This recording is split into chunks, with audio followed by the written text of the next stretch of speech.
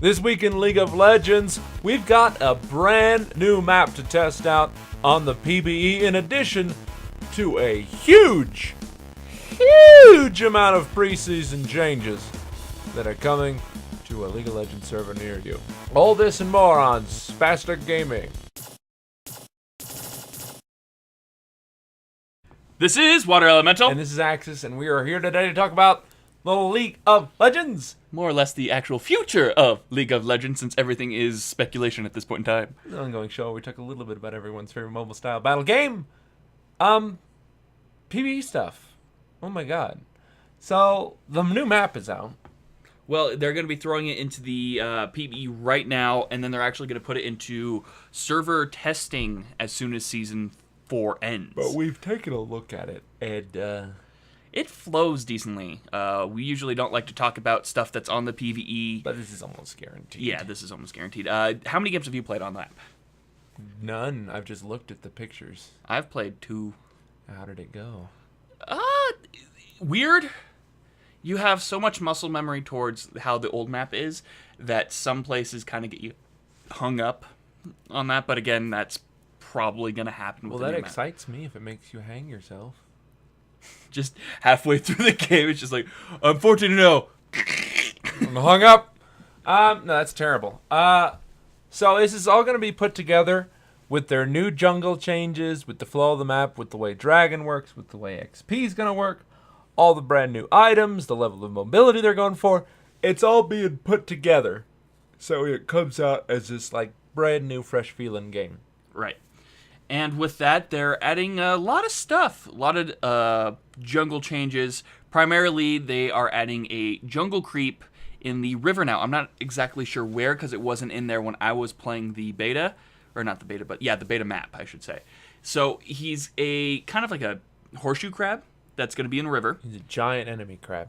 Yes. And when you destroy it or kill it, you get a kind of area of effect puddle that will grant vision in that area for a certain amount of time, and it will give a movement speed buff to anybody that passes through it. And that's what's granting so far, but all prone to change. This is coming with a huge cocktail of changes for the jungle, new jungle items, changes to smite, the different kinds of buffs you can get, changes to the already standard buffs, and the way that Dragon works. It's going to be crazy how different it is. Yeah, I really like what they're doing with the jungle items. They're not making them into like 7,000 or 8,000 different smaller jungle pieces. They're kind of creating them into like 2 or 3 that can be enchanted and upgraded, kind of like how Boots are. Yeah. And so there's boots that fill all roles, and much the same, there's going to be jungle items that fill all the roles. You'll be able to do everything from being tanky to doing tons and tons and tons of damage. For auto attacks, for physical attacks, for magical attacks, there'll be something for everybody. And it's going to be super duper cool. Changes to smite. They're talking about having a like final like smite effect that if you smite a jungle creep, it will give you a temporary buff alongside what they normally give you, and it will be like a one-time use effect. So you can kind of use this to set up an easy kill in the lane, or more damage to towers, or more damage to creeps. Essentially, you can kind of plan your smite a little bit better, and then use it as, rather than trying to juggle when you want to use it to save you time, you can say, this will save me more time, or this will get me a temporary objective, exchange for a short cooldown. They're also talking about having smite affect champions. With certain items, yeah, yes. with certain items, and you have to build it up. So every 5th smite, you can actually hit a champion for true damage, and that's just kind of like, oh no, Super spoopy. it's spooky and poopy. It's gonna be pretty interesting. Hard to balance, certainly. I mean, they always hit those true damage items really, really, really hard. We've seen this season after season where the true damage stuff, it just gets kicked in the face because it's hard to balance. Look at Olaf. His true damage has just been Well, I mean, even look at the old jungle item that gave you true damage on your auto attacks. right. Nerfed. We were like, oh, this is gonna be great, and then we just see the damage and the true damage. Slowly move down. Unfortunate, but again, it looks like they're putting a lot of thought into it, and with the changes to how much damage you do and relative amounts of HP you'll have, I imagine it'll pan out just great. Alongside of that, we have a lot of new. A plethora of splash changes. Yes, they are varying in degree. They've already pulled back the Ari one because everybody was kind of afraid of her, like, creepy face, from what I've read. Enchanting. Yeah, but they're really set up kind of interesting. Just looking at the files, you see their splash art, then you see their load screen character, then their icon on the minimap. And it almost feels like a still image where you're just like, they say something, then they repeat it, and they finally just go full blood. It's a little joke we've been telling, but it's really, it's a perfect setup for terrible jokes. The Shen one, I'm gonna pull it up right now, and it's gonna slowly enlarge, and just thinking to himself, did I leave the oven on? Oh no, I left it on. I gotta teleport home, honey. I'm coming back. Oh jeez. That has a plethora of scenarios. Like he just jumps back and his wife's in bed. Well, I hope this works out. But still, I mean, the splash art always looks so good, but I don't know, the character art or the character models themselves sometimes don't measure up, especially on older ones like Vigar and Zillion. Tristana too. Tristiana especially. Tristitatana. Tristi Catriana. But yes, that one's probably going to be the harshest one because she's had the same splash art since launch, and you're going to look at that and you're like, oh man, she must have some really cool effects, and then you look at her and she's like, oh. Look at that attack animation. No, it's okay though because she's the strongest ADC in the game. No big deal. No big deal. And then there's Zillion, and it's just like, just excited. Yeah. Unlimited power bombs. That's what I think of when I think of time travel. Explosive effects. Other changes, they're finally thinking about getting rid of the final global ability, which is Zillion's ult. Or Zillion. Or not ult, his passive. 8% XP to all nearby allies. What a joke. Yeah. It's like, hey. Give him like 10% or maybe even like 12% to nearby, like within like in that lane radius. Yeah. I'm sorry, 7,500. So that way it's like you and maybe the adjacent jungle. So that can be like a really interesting mid laner tactic. Where he kind of will move between lanes and almost like Pantheon or Twisted Fate's range on their ults. I think would be good. Just because experience really doesn't show its rear. Well, it really doesn't rear its ugly head until level 6 and 7 range, and then 12 and 13. Or like or give an additional 1/3 experience to champions killed in his vicinity or something. It's possible. There's a lot of things they can do, and I'm hoping that they do them. Yeah, because right now, 10% outside of a global is really, really probably the worst passive you could have now. Indeed. But, yeah, I mean, they've got the skins coming out. We've got Reaper Sorks. We've got the singed visual kind of like texture updates. Retuning. And then, of course, Victorious Morgana. These are on the PvE. Those will be out very, very soon. And then we'll be in and we'll be golden. But that's really it as far as the PvE stuff goes, guys. A lot of this is speculation. We can't really say heads or tails what's going to come out, what's when. But we'll definitely do a very comprehensive overview of what got through as soon as it launches. Yeah. Other stuff that's really happening in the game right now is we've been seeing other Facebook and fan pages showing that banner icon of the 3 skulls that we talked about a couple weeks ago, as well as some new kind of like face with an eye on the top of it. Appearing at conventions and stuff like that League is prominent at, and it's just kind of hinting towards a new champion we'll probably be seeing after Season 4. Ooh. My money is probably at the end of this week. We'll see something. Probably. Get a little teaser. Yeah, because... Or maybe as soon as the video comes out. Yeah, you know? Keeping to tradition. Yeah.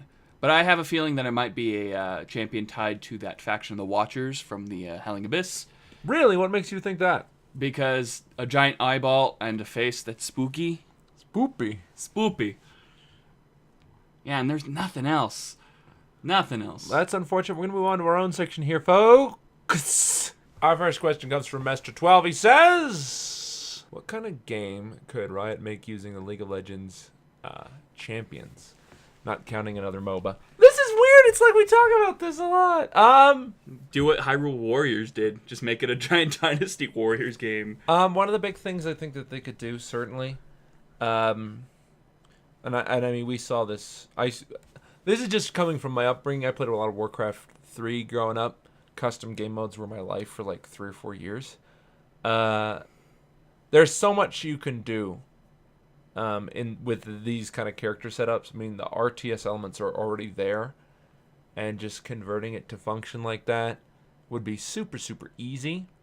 Well, to what you think would be, it probably would be a pain in the ass. Well, sure. I mean, all their infrastructure set up for that, but I mean, the tools are there. I mean, they already have ways to set up game modes where they do that. I mean, imagine with a couple months of engineering, they could probably come up with that. But a PvE mode, an adventure mode, let's say, that actually uses the lore and is relevant would be awesome. I mean, they've already said specifically, the Summoner's Rift stuff, none of that counts. But we see from what we read that the heroes and champions that we know and that we play, they're still out in the world. They're still doing stuff.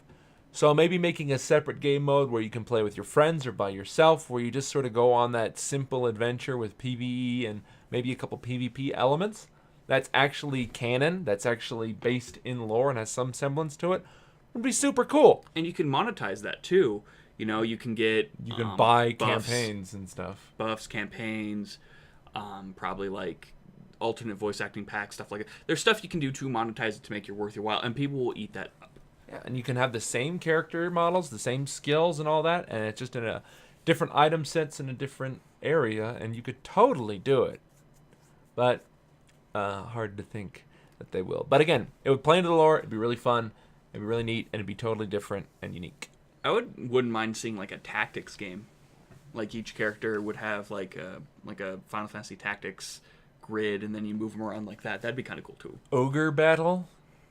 Or here's one for you. They put characters inside of a music box, and you select the characters, and they fight each other, and then afterwards it yields expect the unexpected. Ooh, that's exciting. I don't think anyone will get that anymore. I think we're the only ones keeping that alive with our bitter sentiments. Never forget.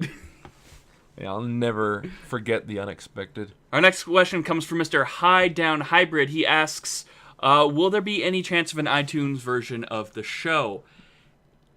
We've gone over this a couple of times. The iTunes kind of upload is not as easy as a lot of people think it is. You have to go through a lot of kind of like steps. You got to have a server that's constantly running. I do not have functionality for that. We do not have any sort of systems that we could have that going. We are looking to do a SoundCloud system later on where we have all of the episodes uploaded to there for people to listen to and download, but at the moment it costs a lot of money and we don't have that. So that's unfortunate. But yes, that might be something in the future if ability progresses that people want that and enough people would like it. So indeed. Right now, no iTunes. Can't go into that for legal reasons on my part about why I don't like the iTunes systems, but for legal reasons, I cannot do to my job. Oh. Yes. But the episodes are up now. We've got them on our website. We've got them on the YouTube. It all gets announced, so it's all there.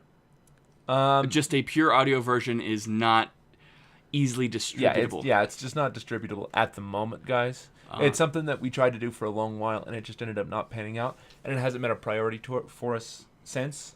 But if it does, if we can get it done, it's the first thing that we'll do. You have our solemn oath. Expect the unexpected. But that's it for questions this week, guys. We love questions. We try to answer at least 2 every week. If you have a question for us about the show, about what we're doing, about video games, about League of Legends, about upcoming projects, about anything, really, we love to answer them on the show. You can send them in to the comment section down below.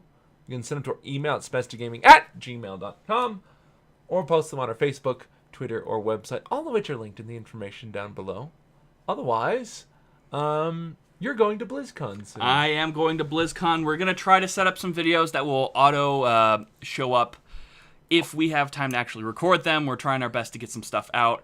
I did some test footage on some board game. And I've got some brand new stuff with the Star Citizen patch, as well as just some generic PvP and some other games. So we'll see what we can get out for you guys, and it'll be fun. Yeah, but unfortunately, I don't think there will be a podcast next week unless it's super important and we do it like Tuesday or something. Indeed. So we'll see what happens.